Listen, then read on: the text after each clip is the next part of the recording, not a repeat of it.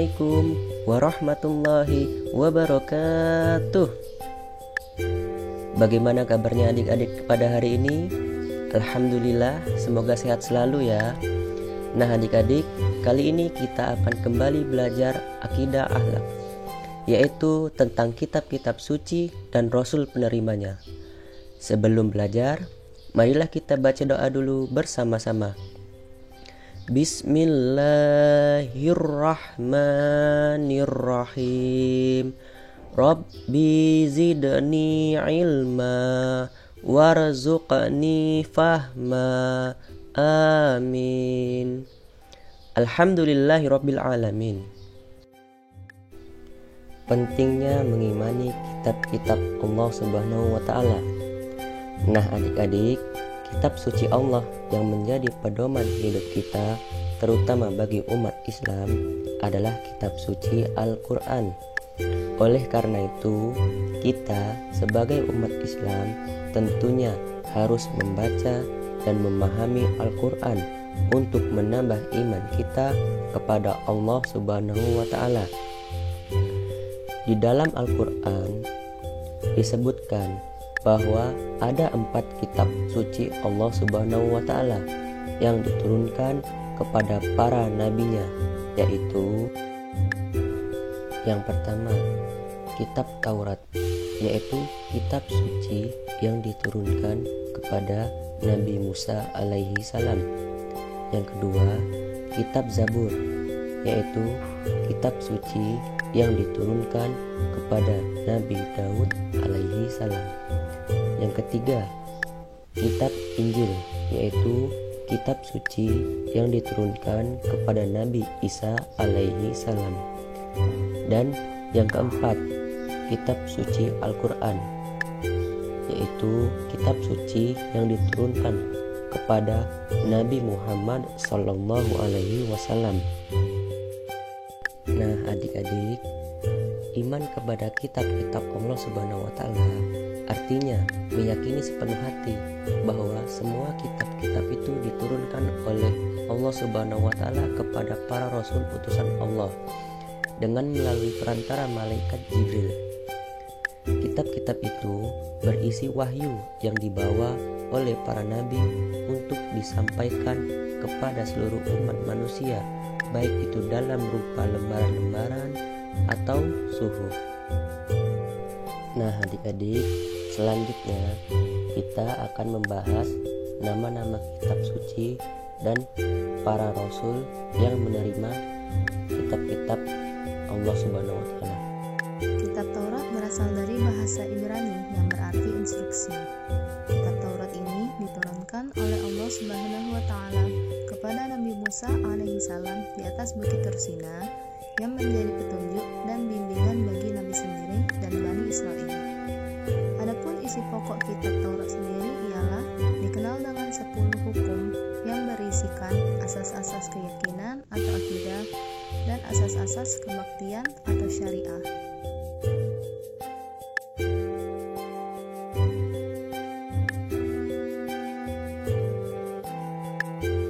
Kitab Zabur. Kata Zabur berasal dari bahasa Arab, yakni Zabara, Yazburu, Zabron, yang berarti menulis, dan makna aslinya sendiri ialah kitab yang tertulis. Zabur dalam bahasa Arab dikenal dengan sebutan mazmur, sedangkan dalam bahasa Ibrani disebut mizmar, yang berarti nyanyian rohani yang dianggap suci. Kitab Zabur merupakan kitab suci yang diturunkan oleh Allah Subhanahu wa taala kepada Nabi Daud alaihissalam. Kitab Zabur sendiri berisikan 150 surah yang tidak mengandung hukum, tetapi hanya berisi nasihat-nasihat, hikmah, pujian, dan sanjungan kepada Allah Subhanahu wa taala. Secara garis besar, ada 5 macam nyanyian rohani yang disenandungkan oleh Nabi Daud alaihissalam, yaitu yang pertama, nyanyian untuk memuji Tuhan. Yang kedua, nyanyian sebagai ucapan syukur. 3, ratapan-ratapan jemaah. Keempat, ratapan dan doa individu. Dan yang kelima, nyanyian untuk raja.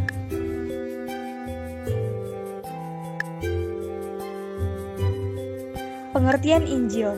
Kitab Injil adalah kodeks atau kitab berjilid yang memuat satu atau lebih Injil dari Alkitab Perjanjian Baru Kristen. Lazimnya, sebuah kitab Injil memuat seluruh Injil yang terdapat dalam kitab Perjanjian Baru, yakni keempat versi riwayat hidup.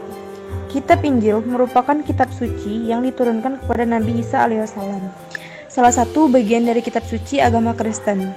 Pada permulaan abad 1 Masehi, kitab ini diwahyukan di daerah Yerusalem dan ditulis menggunakan bahasa Suryani. Kitab ini menjadi pedoman bagi kaum Nabi Isa alaihissalam, yakni kaum Nasrani. Kitab Injil diturunkan kepada Nabi Isa alaihissalam sebagai petunjuk dan cahaya penerangan bagi manusia. Sebagaimana dijelaskannya dalam Al-Quran bahwa kitab Injil yang diturunkan kepada Nabi Isa alaihissalam adalah untuk mengajarkan tauhid kepada umatnya dan pengikutnya.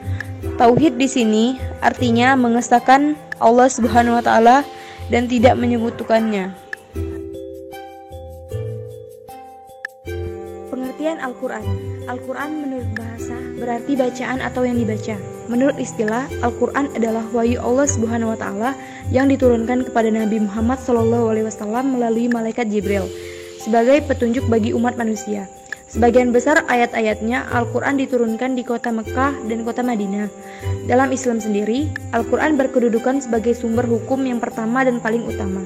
Adapun hadis berkedudukan sebagai sumber hukum kedua setelah Al-Quran. Setelah Al-Quran, Allah Subhanahu wa taala tidak akan menurunkan kitab lainnya. Kitab ini terbagi ke dalam beberapa surat dan setiap suratnya terbagi ke dalam beberapa ayat. Nama lain Al-Quran: pertama, Alkitab atau kitab yang tertulis. Kedua, Al-Huda atau petunjuk. Tiga, Al-Furqan atau pembeda. Empat, Ar-Ruh atau roh. Kelima, Al-Haq atau kebenaran. Enam, Al-Mau'izah dan Al-Bayan atau nasihat dan penerangan. Alhamdulillahi Rabbil Alamin. Nah adik-adik, untuk pelajaran kali ini cukup sampai di sini dulu. Semoga apa yang telah kita pelajari dapat bermanfaat dan berguna bagi kita semua. Amin. Kurang lebihnya mohon maaf, kepada Allah kami mohon ampun. Wabillahi taufik wal hidayah. Wassalamualaikum warahmatullahi wabarakatuh.